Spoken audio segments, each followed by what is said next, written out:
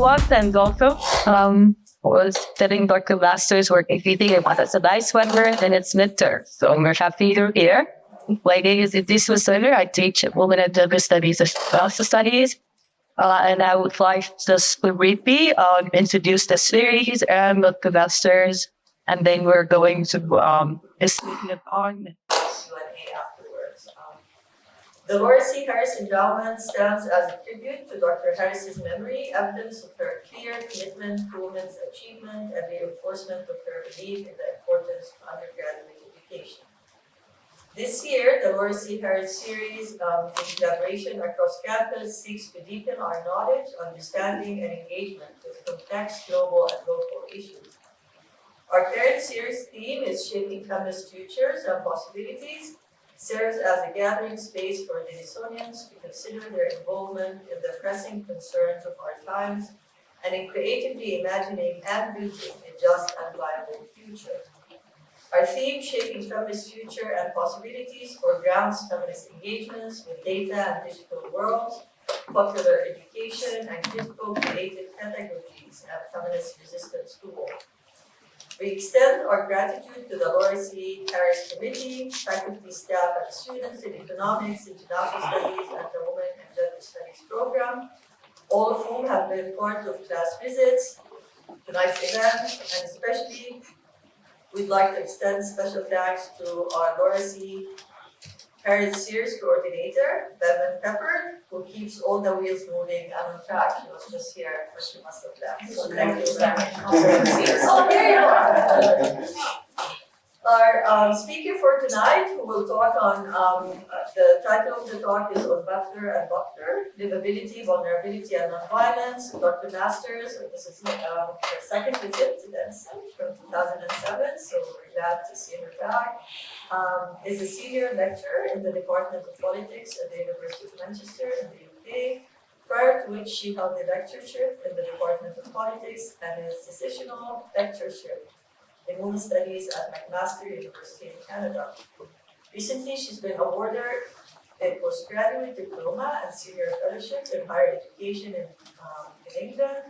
She's the current section chair of the Feminist Theory and Gender Studies of the International Studies Association and the co-editor of the book series that I know some people are reading, Creative Interventions in Global Politics. Dr. Masters teaches on the coloniality of gender, war and militarism, and critical approaches to global politics and security studies. She's also interested in inclusive and decolonial pedagogy and is co-founder of the Inclusive Schools Project at the School of Social Sciences at the University of Manchester. Dr. Masters' research focuses on making feminist sense of practices of war, with special attention to the US military and the role of technology in war, and more recently, practices of everyday war in the ongoing war on terror and its various violent embodiments. The research is also interested in feminist knowledge production and resisting dominant modes of knowing and being. She's currently working on a Routledge companion handbook titled Gender and the Politics of Violence. Please help me welcome Dr. Masters, and she was generous enough to visit 2 classes today and 1 tomorrow, so she's already interacted with our students. Welcome.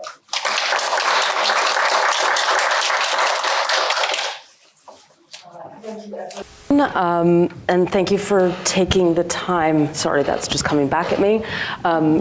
Is that off? Yes, that's off, good. Thank you for taking the time out of a beautiful evening, March evening, to share this space with me. I very much appreciate it. I'd like to thank the Department of Women's Studies, Women and Gender Studies for this invitation, not once, but twice, as Assis has already pointed out. I hope that means that I didn't do such a bad job the first time, that then it was worth kind of inviting me back a second time. But I'm very privileged to be here and to kind of be part of a series that's speaking broadly to that theme of shaping feminist futures and possibilities, and how then it might kind of converge, or how it converges with feminist resistance to war. These are weighty questions and ones that I think need our collective efforts now more than ever. I feel for you.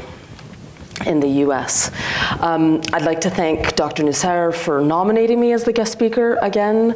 And as she said, that I visited the last time during the US invasion of Iraq, and now I'm here at the start of the second term of the Trump presidency. I'm not sure if that says more about me or the state of American politics. I'm leaning toward the latter. But it is truly an honor to be here amongst all of you and to have been invited into your classrooms. Classrooms are my happy place. So I am one of those people who really loves teaching, and maybe you noted that in the introduction. I take seriously my teaching practice, so I spend a lot of time thinking about that, which is why I spent some time getting a PG cert in higher education, as one does, because we don't have better things to do with our time, and a senior fellowship to give me that opportunity to reflect on my teaching and to extend my practice in different kinds of ways. And so hopefully that also comes through in the modes in which I kind of deliver this kind of engagement. So yes, I'm also very honored to be amongst the distinguished feminist scholars in the series, including people like Winona LaDuke, Jasper Poir, Angela Davis, Jack Halberstam, Judith Butler, and Fausto Sterling. It is quite a privilege to be amongst these scholars, and I am really quite humbled, not least of which because all of these scholars I use in my teaching, and have also played a role in shaping my thinking. I want to thank Bevan and Robin before her for all of the labor in making this happen, because it takes labor, arranging my travel, my accommodation, a lovely little gift bag welcoming me when I arrived at 11 o'clock at night last night, and also arranging the class visits. I have felt cared for. Thank you. Before I start my talk, I also want to make space to acknowledge the land we currently occupy. This land is the ancestral land of Shawnee, Potawatomi, Delaware, Miami, Peoria, Seneca, Wyandottie, Ojibwe, and Cherokee peoples. Enacting land acknowledgements are small ways to make present the unique relationship Indigenous people have to the land. They are attempts to honor and respect Indigenous sovereignties and the resilience of tribal nations in the wake of broken treaties and ongoing histories of settler violence and dispossession. And they are small but important ways, I think, of making Indigenous peoples and knowledges present and visible in the rooms we occupy. We might understand land acknowledgements then not simply as kind of performative acts, but as embodying what Erica Edwards in The Other Side of Terror identifies as insurgent grammars. This also I think gestures to one of the questions I want to ask in thinking about Butler and Butler kind of together, is this question of how might we practice liberatory futures in our present moments? Now, I don't think I'm going to answer that question today. I don't think I have any good answers to that question, but I know that this is a question that has taken up a lot of feminist thinking space. So I think those answers are out there, but they are answers I think that we want to surface at least together. And the question, no doubt, requires quite a bit of unpacking. There's lots of kind of assumptions in that, and lots of kind of demands for us to kind of think of what does liberation look like, right? And I'm assuming in the context of the people who are in the room that we might have different ideas of what that is, right? But given the current times that we live in, probably quite a pressing question to kind of think about what we think liberation means for us as individuals, but more importantly as collectives. Whatever that collective might kind of look like, and think about how we can start enacting those practices now. Waiting for that future to come is probably too late. But it's a daunting question to ask, and one I'm not presuming that there is any such thing as a we in this room, but I think given that we are on a university campus, there might be at this moment in time a we present that is interested in liberatory futures that look different to what we are witnessing and participant in. And so I think that there's something kind of interesting about being on a university campus at this moment in time to have these conversations. But of course, we might, as individuals, feel very ill-equipped to answer it. As I said, I feel terribly ill-equipped, but it's a question I want to ask nonetheless. And as I said, thankfully, many others are already doing this work, and that is work then we might harness collectively to resist various violences confronting us today. So my talk this evening is titled On Butler and Butler, Livability, Vulnerability, and Nonviolence. The title has not changed, obviously, because it's been up there. But I might actually just have a little caveat, and I think that it might be a bit more about violence rather than nonviolence, in terms of kind of thinking these two thinkers together. But I want to note, like this is kind of my caveat at the beginning, that I'm only at the beginning of my kind of thinking on this. The idea has been kind of brewing for some time. So I've had a note in my phone for over 4 years that just said on Butler and Butler, because I kept on kind of putting these two people together, and you'll see a little bit of why that is. And every now and again, I would pop like little notes in terms of what I would see as their kind of convergences and divergences over the years. So it has been kind of brewing, but it is still very much in its kind of early stages.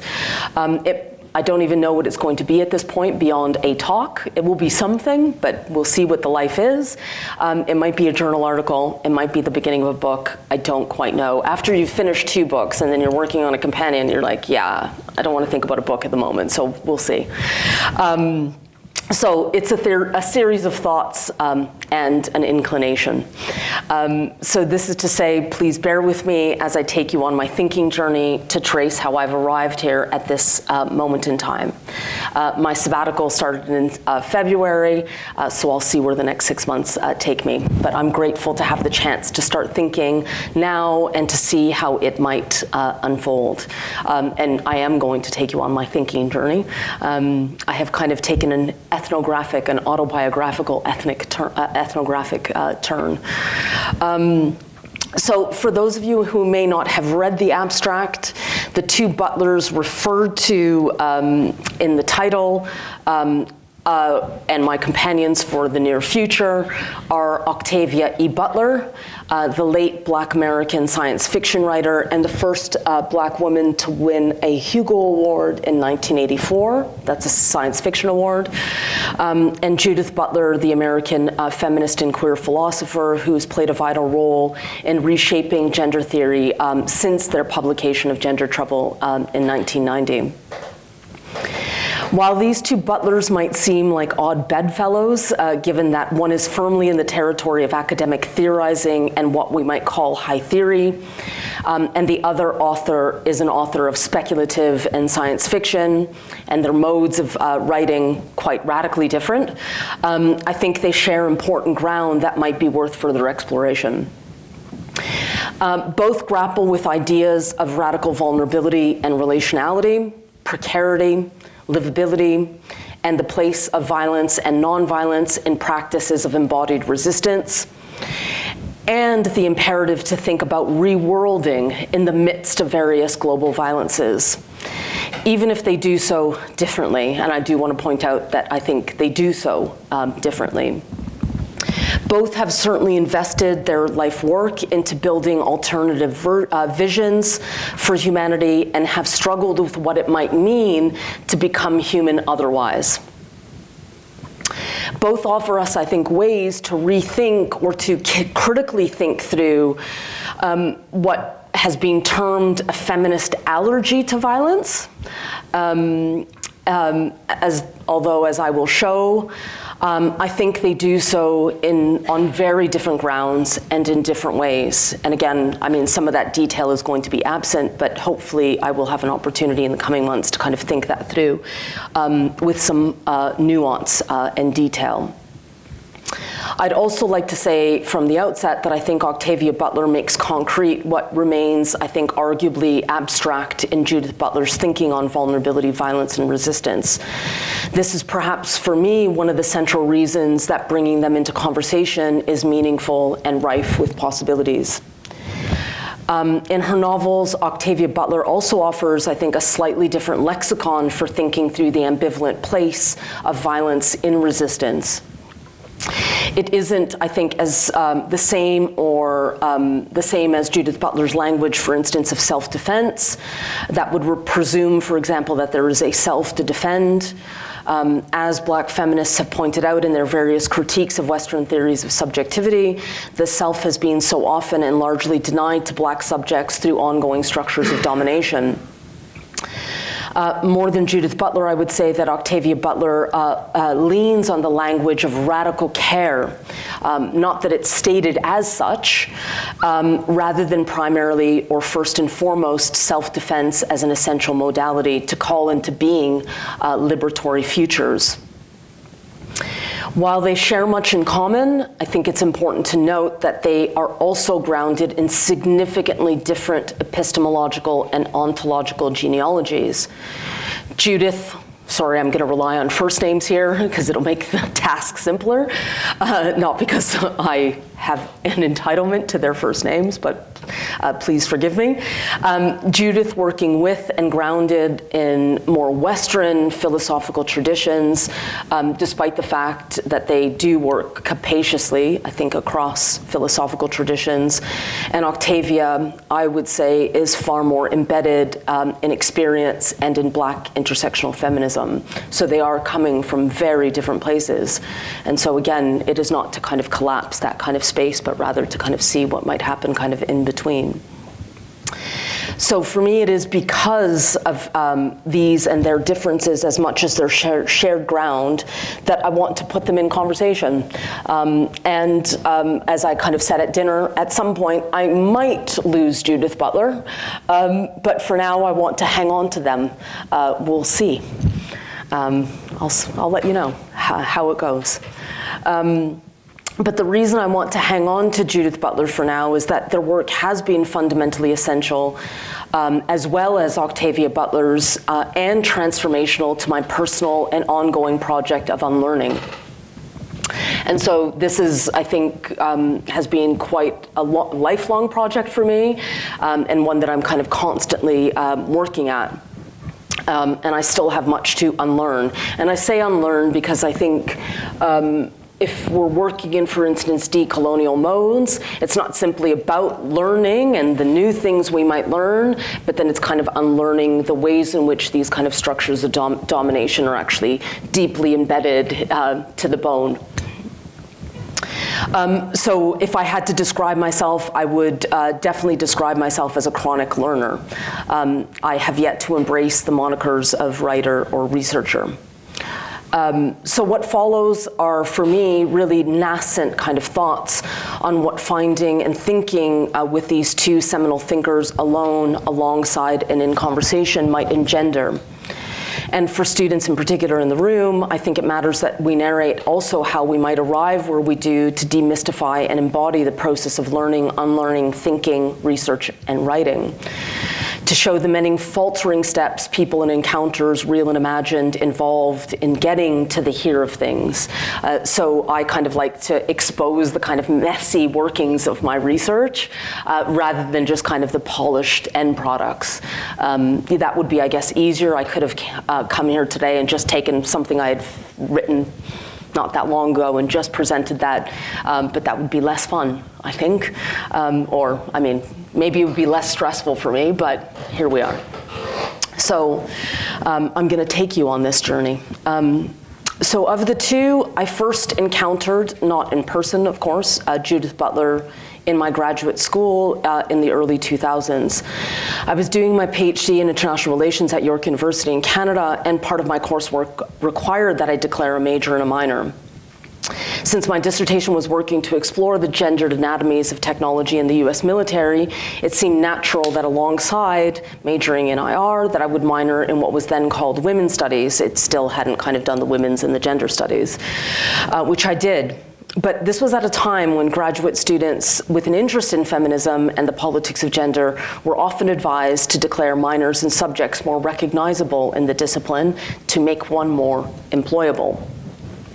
My graduate director encouraged me to declare a double minor, which meant even more coursework and writing 3 rather than 2 qualifying examinations. So I did, and qualified in political theory too.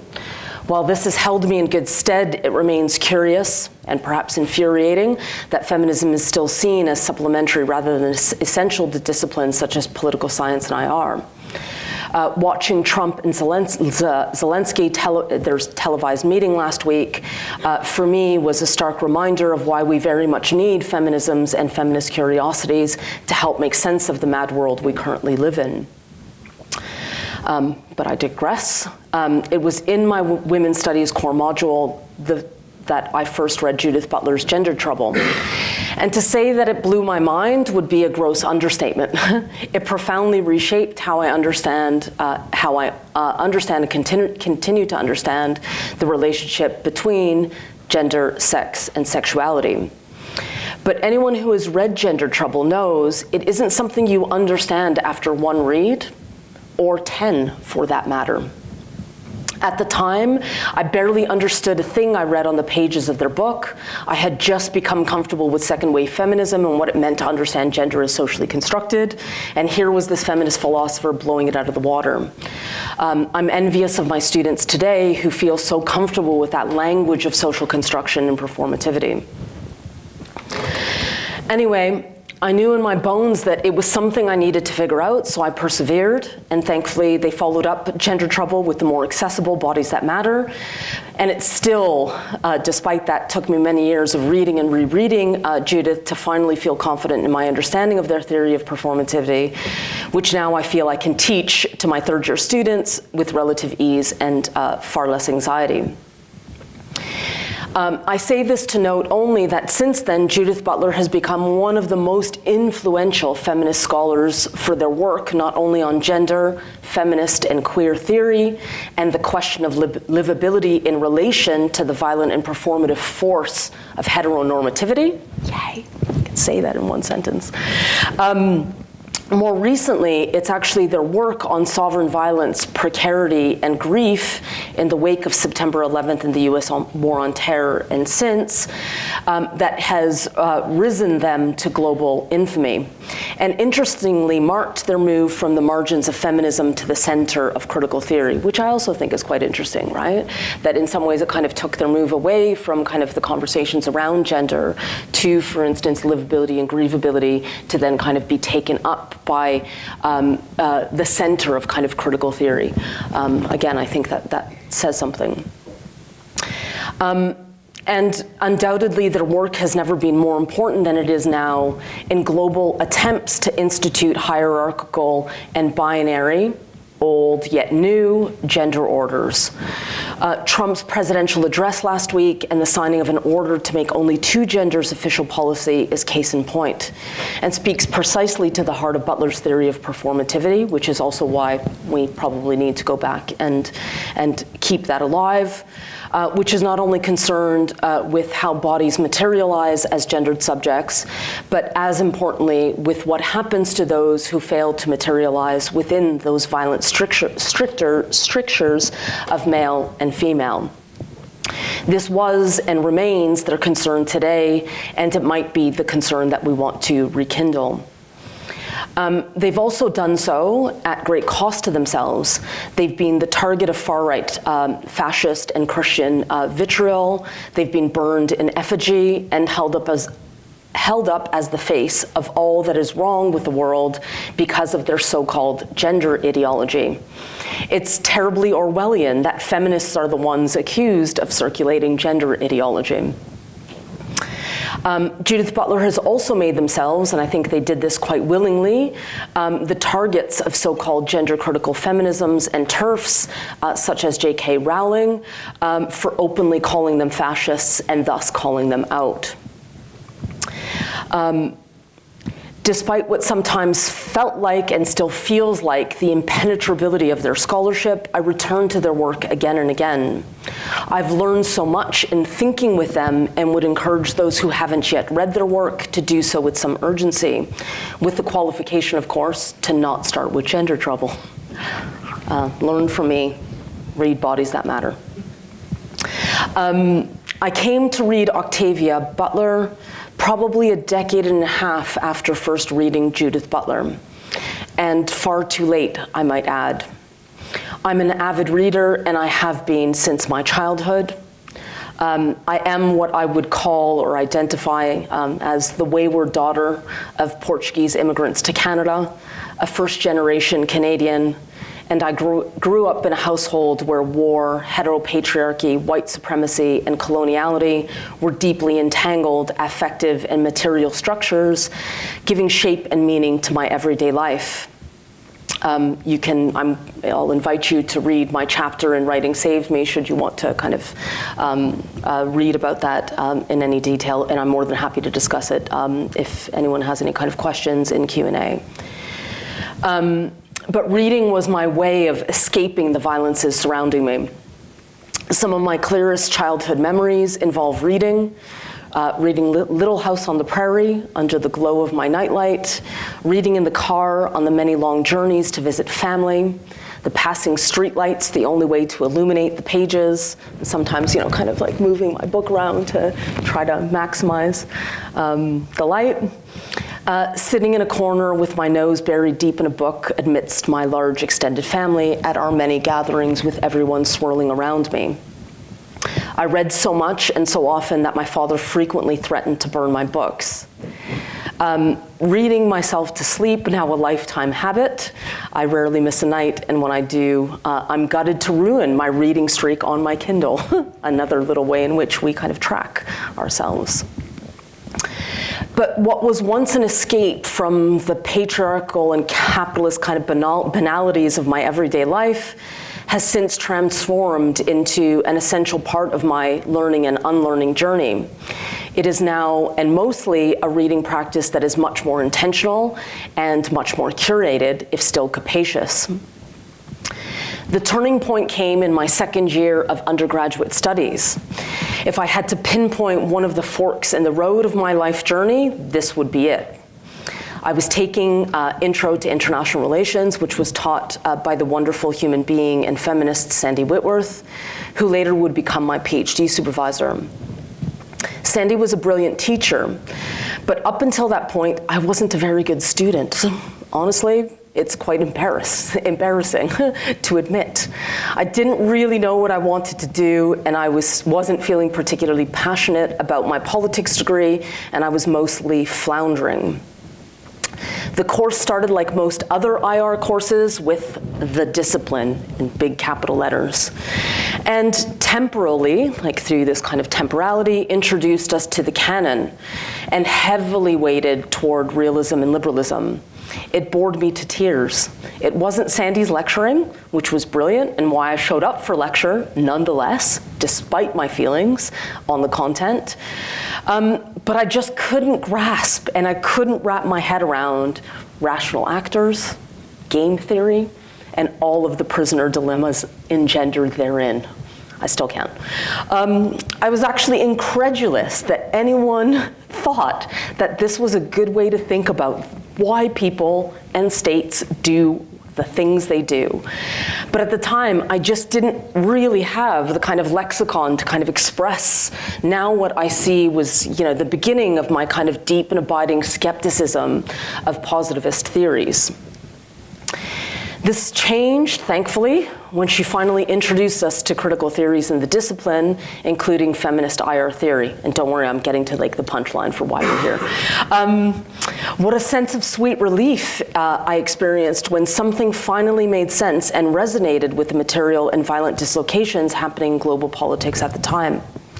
But the crossroad truly arrived with the first assessment in the course, which required us to read Ursula K. Le Guin, The Dispossessed, a book written in 1974.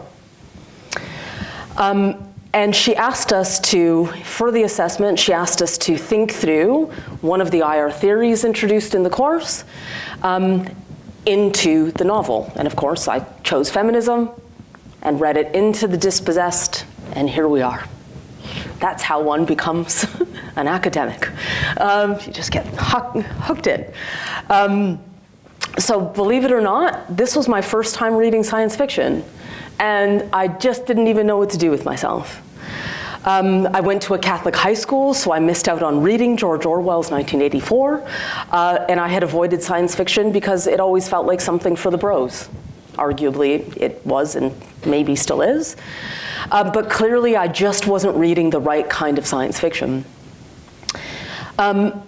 More importantly, this was my first time thinking about fiction. So this thing that I had spent so much of my lifetime doing, that had always been what I would describe as my escape hatch as pedagogy.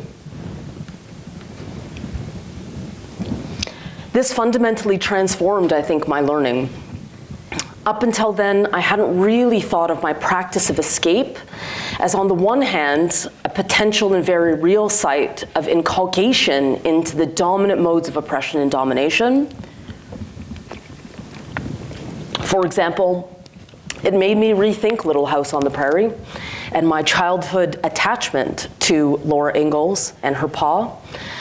And to reread this, not simply, for instance, as stories of Laura's adventures in the American Midwest, but as a domesticating, and I want to emphasize that, a domesticating settler colonial fantasy fundamentally informed by racialized heteronormativity, and thus productive and constitutive of liberal settler subjectivity in its invitation to me as the 8-year-old immersed in this world to identify and sympathize with the heteronormative pioneer family settling on indigenous territories rather than offering any substantial or sustained confrontation with the violences of settler colonialism for indigenous peoples and others.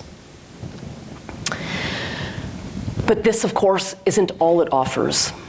It also offers sites rife with possibility to radically reimagine the world otherwise. This is not to romanticize the novel, science fiction or otherwise, but rather to take it seriously as a site of knowledge, as a site of teaching and learning, with constitutive epistemological and ontological effects. Begging the question for me then, what can science fiction offer that we might not find in more traditional academic texts, and what might be engendered by reading them alongside each other? And partly I kind of trace this as an attempt to also kind of defend taking science fiction seriously as theoretical texts, not just simply texts that are fiction, imaginative, not real in any kind of sense, but what I would kind of take as a different form of theorizing, but theorizing nonetheless, which I think is part of my kind of then attempt to kind of bring these things together, or just to justify, the extracurricular activities that I engage in. Octavia Butler herself, I think, offers an important answer on the utility of the genre for theorizing the world. She argues that, to quote, "The unmooring of time, space, and culture in science fiction prompts the necessary tumult required to reimagine the world." End quote.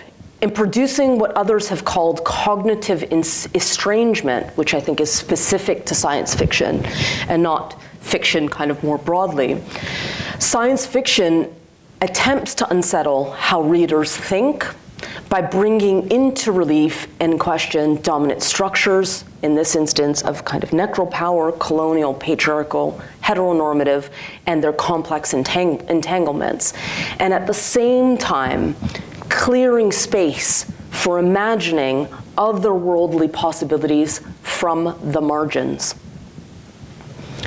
However unlikely, this hopefully situates my choice of science fiction to kind of stage a conversation about livability, vulnerability, and resistance in the face of the very real and deepening global crises and violent injustices taking place around us today. And to encourage us to start with what might be less obvious sites of knowledge and more creative coordinates to guide us through dark times. I would argue that there are profound possibilities within the subgenre of science fiction, feminist, Black, post-colonial science fiction to be exact, as not all science fiction is created equally, to think deeply and creatively about living, dying, and surviving in the now for the future we want to bring into being, or the futures we want to bring into being, I should say. Since this fated introduction to feminist science fiction in my undergrad, I committed myself to reading more intentionally and set off prioritizing fiction and science fiction written by those occupying various margins, Black, brown, and queer folk, women, and those from the global South. It also now features in my own second-year undergraduate course where I ask my students to choose between Octavia Butler, Nnedi Okorafor, Wabkes Rice, Celeste Ng, and China Melville, and Mohsin Hamid to think through one of the big questions covered in the course. But despite this kind of early introduction to kind of feminist science fiction, it still took me some years to finally read Octavia's work. I only wish I had read it sooner, and before I had read any of Judith Butler's work, especially their work, the work that they've produced since the early 2000s, Precarious Life, Precarious Life, which was published in 2004 onwards.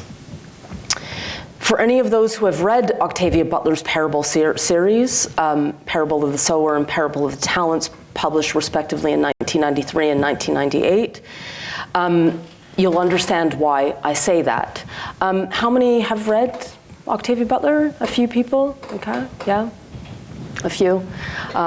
That's good to know. I mean, I was just in Chicago, and I also asked a group of feminists that I was doing a workshop with, and few of them had heard of Octavia Butler. And I think maybe I want to write this simply so I can say Octavia Butler thought it, said it, did it first. And I kind of feel that inclination a little bit. And I feel that inclination partly perhaps for obvious reasons, with the ways in which, for instance, white philosophers or scholars kind of get elevated to kind of the global in ways in which Black, for instance, scholars, thinkers, writers, still often remain parochial in our kind of thinking. And while this might sound silly, I think it actually holds an important point. Octavia's parables were written a decade before Judith Butler's work exploring vulnerability, resistance, and violence and nonviolence.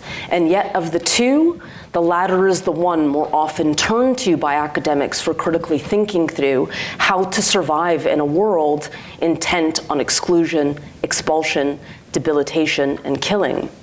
It speaks volumes, I think, to who we assume to be the voices of authority on the most pressing issues of the day, and thus who we turn to travel with on our journeys. I don't want to abandon Judith Butler, but I'm attentive to the citational landscape within which they are working, and how Western philosophical traditions, no matter how critical, often drag with them racialized genealogies that crowd out those on the margins, and who have been doing this work for a long time, and often better. I think we want to be wary and aware. Parable of the Sower also only appeared on the New York Times bestseller list in September 2020, 14 years after Octavia's passing and in the middle of the COVID pandemic. People have praised her uncanny ability to see into the future. For example, the slogan of the fictional presidential hopeful in the novel, Andrew Steele Jarrett, a Christian Texan on a mission, is "Let's make America great again." Indicative, oh yeah, yes, did you remember that or no? Because I mean, you forget, I kind of forgot that, like, in the rereadings kind of remind you that it's like, yes, with the little "let's" at the beginning, so not quite. Yeah, indicative very much of her kind of chilling insight, right? We might think Trump might have even read Octavia Butler's Parable of the Sower, but I highly doubt it. We can take bets. This praise, however, might miss what Octavia did was not a huge leap, given that what she was kind of tugging on were the strings of Black experience in the wake of enslavement in this land called America. And by tugging on those strings of kind of Black experience, it was probably much easier to kind of have a sense of how things might unfold in the not too distant future.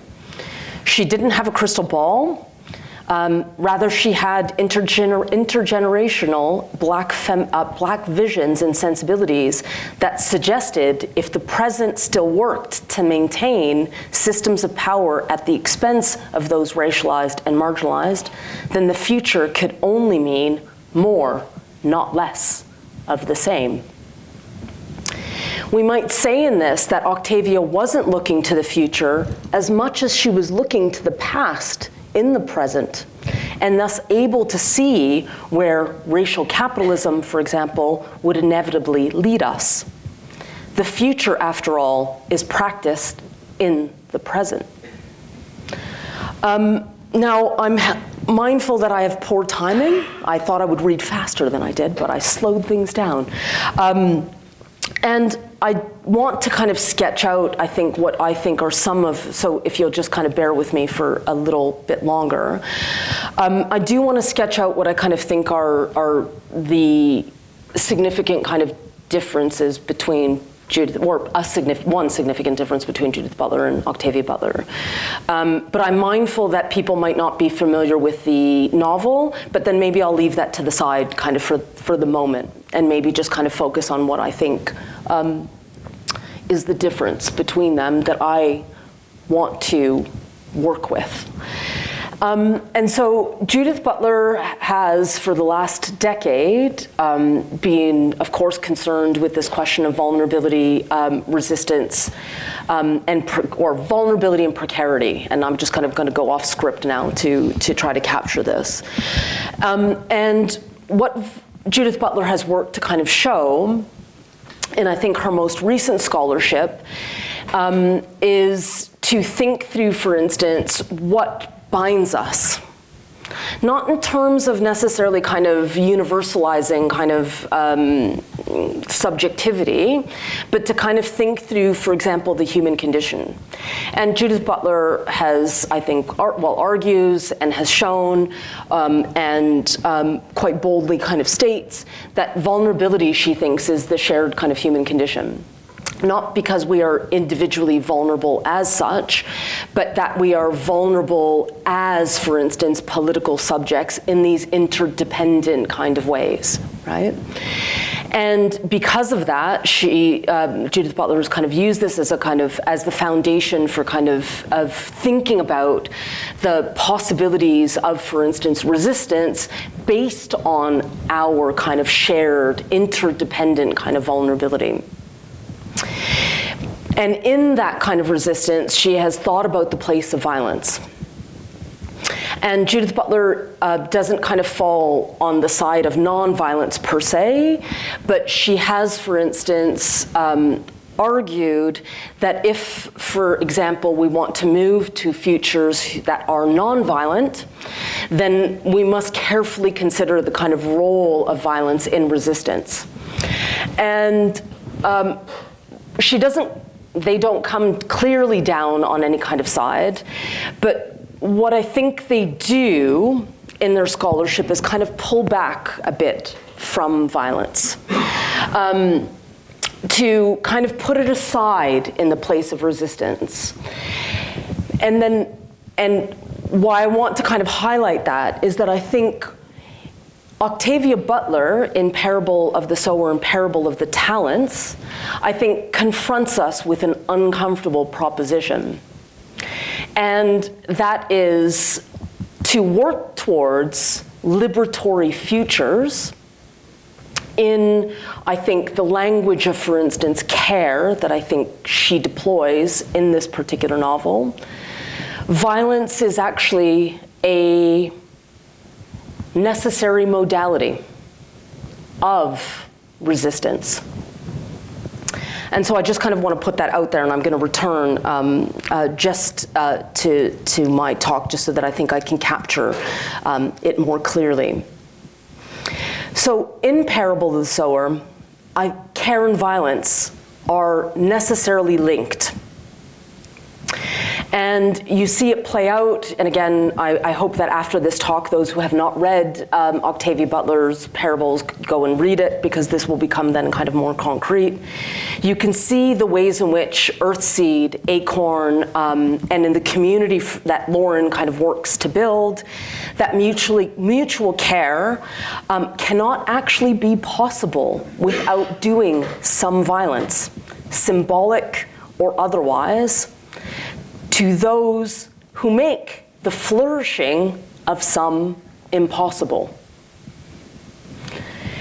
This echoes, I think, what Veronica Gago argues, which is that collective care under conditions of structural dispossession necessarily includes a feminist practice of what she calls militant self-defense.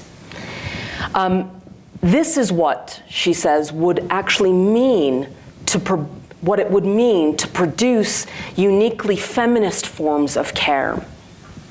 And again, I think Judith Butler pulls back from this in ways that I think are indicative of the whiteness and perhaps privilege that they occupy in kind of thinking through the messy relationship between kind of violence and resistance that I think is not afforded to subjects who are marginalized in the ways in which we see, for example, in Octavia Butler's book.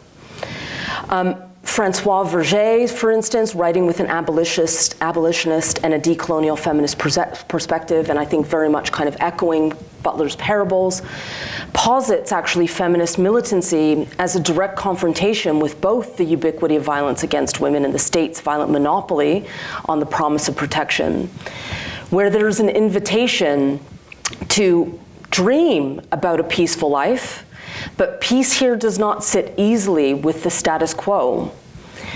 And it can't and shouldn't mean appeasement, because institutionalized, for instance, nonviolence, which I think perhaps is where Butler kind of lands, and a politics of respectability do not protect. Instead, she advocates for a peace that is built on a politics of solidarity, love, and a self-defense that is not prefigured on this idea of the self. In Parable of the Sower, we see this kind of wariness with a politics of absolute kind of nonviolence, not least because history offers little evidence that such a politics performs care concretely enough. The collective care that has best done what it sets out to do, that is, to make conditions materially better for its constituency, that has not been experienced as gentle by the other side. So for Octavia Butler, I would say the distinction, for instance, about when to kind of engage in tactics of violence in service of this care politics is clear so long as the right people are being asked to make it. Reading with her, I think we can ask, is the violence doing the work of the state that wants poor and working class, racialized, disabled, trans, and queer people dead? Or is the violence carving out space in which they might sustain themselves, or better still, take over?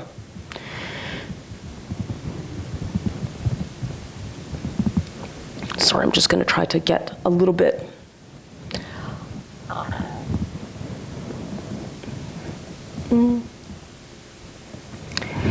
This is what I would say is her understanding of care with teeth. And I like that idea of kind of care with teeth, because I think that that kind of captures one of the distinctions that I want to work to kind of better tease out in bringing these two into kind of conversation with one another. But there is a caveat. So care without, or care with teeth doesn't come without costs. Laura Lauren Olamina, who's the main protagonist in the Parable series, is a sharer. She suffers with a condition called hyperempathy, a genetic disorder that was a side effect of a drug developed to treat Alzheimer's, but was abused more widely by individuals, including Lauren's mother, to enhance productivity. Lauren literally feels the pain of others in the novel. Inflicting or witnessing violence, or simply being around someone in physical pain, debilitates her. If they die, she feels them die. Respite only comes after they take their last breath. It is vulnerability magnified. What this shows us, I think, and what Octavia Butler shows us in the parables, is that violence should be understood as profoundly relational and always with costs. Imagine actually taking on board the sense that to do harm to another is to do the same harm to oneself. Would we be so quick to draw guns, mobilize troops, starve populations, debilitate them? I want to end with the words of Junot Diaz on Octavia Butler's luminosity. If Butler's fiction dramatizes anything, it is this: we who are not beloved need hope, not as an empty promise, but as a transformative practice of radical potency. Radical hope takes hard work and sacrifice and considering tough choices and lesser devils in order to keep the greater devils at bay. The same not hopeful, not hopeless hope that our lost ancestors mobilized to bring us to life is what we in the present all owe to our futures, end quote. Building new worlds is never a gentle process. Thank you.